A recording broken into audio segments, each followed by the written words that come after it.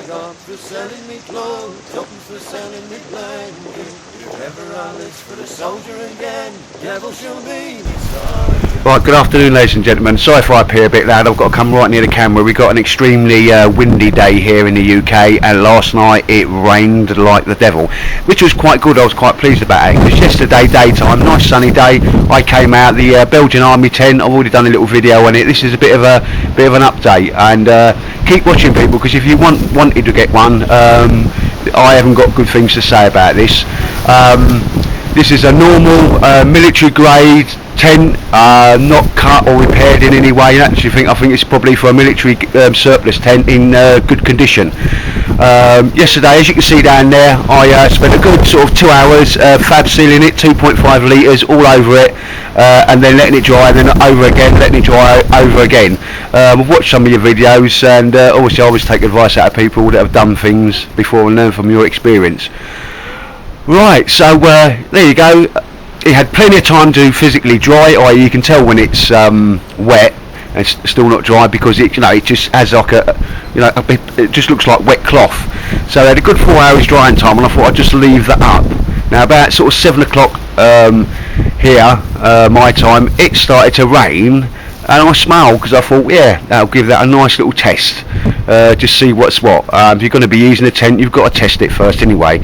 And overnight, what I will say, we've had some tremendous rain, okay, and a very, very windy day. We was just talking to Canadian Rob there, and yeah, he's had the same in Cambridge. So it's had a good, what I would call a good testing.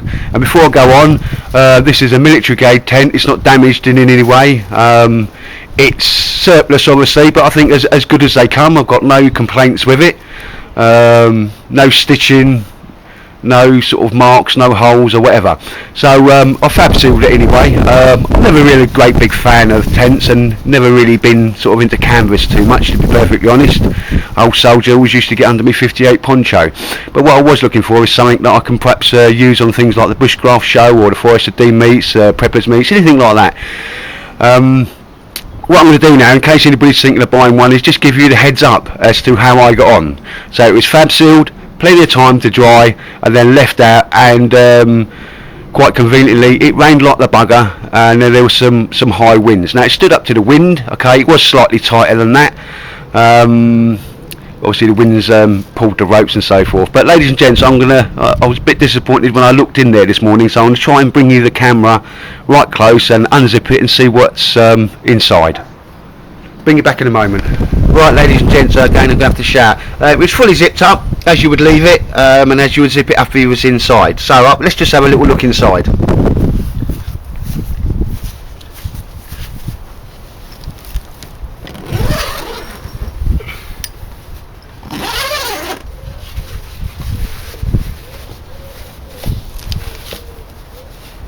Just bear with me a second, yeah.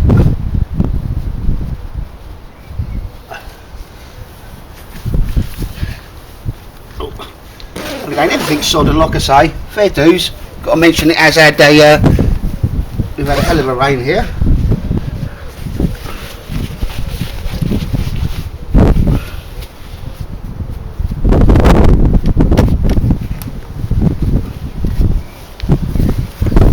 And I'll make sure I'm in shot there. What I have here is a kitchen towel, about 8 pieces just folded over and then folded in half, so that's 16 layers. We have the old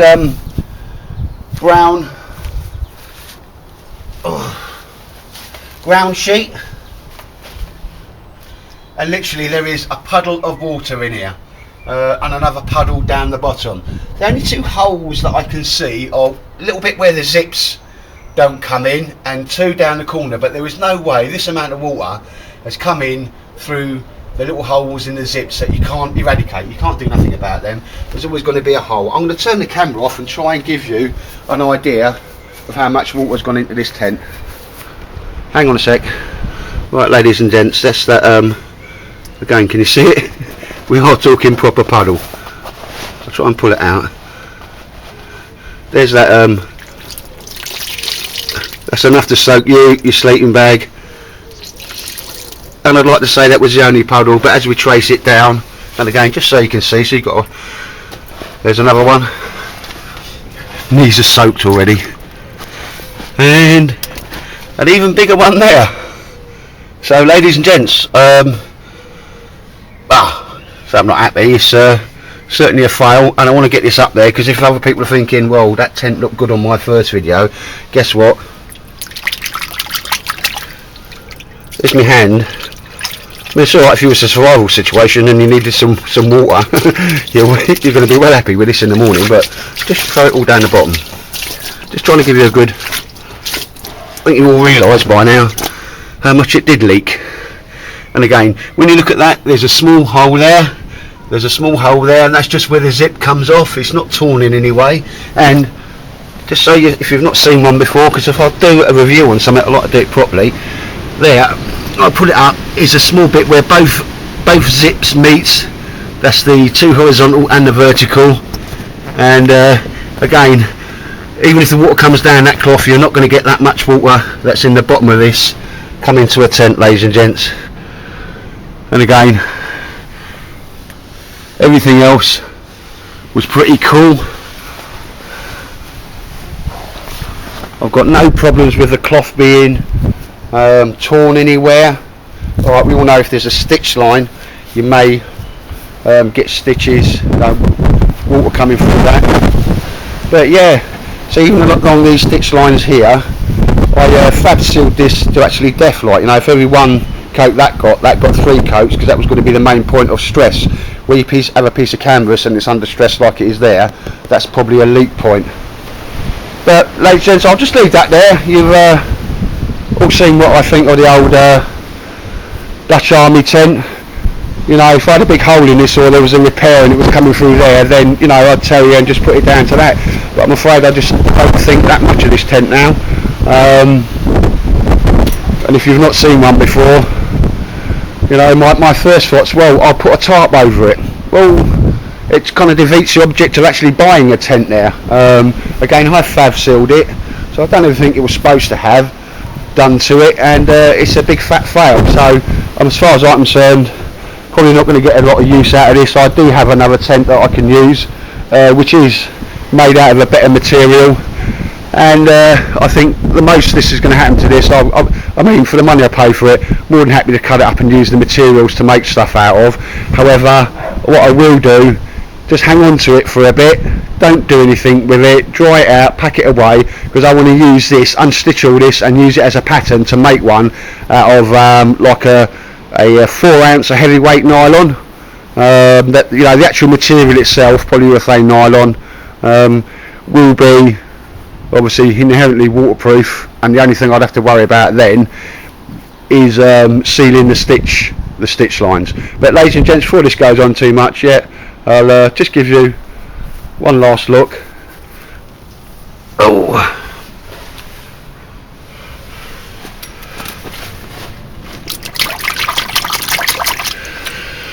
there, and that bit of tissue there is floating.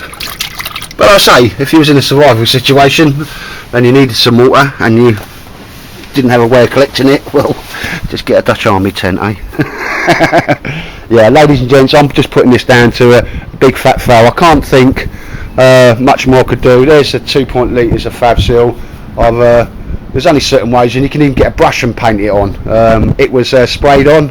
I'm more than happy with that. It wasn't diluted in any way. But again, I think for me, if you need to use a tent like this, put a tarp over it, which again kind of defeats the object of having the tent in the first place, if that makes sense, because you're going to have to carry a tarp at all times.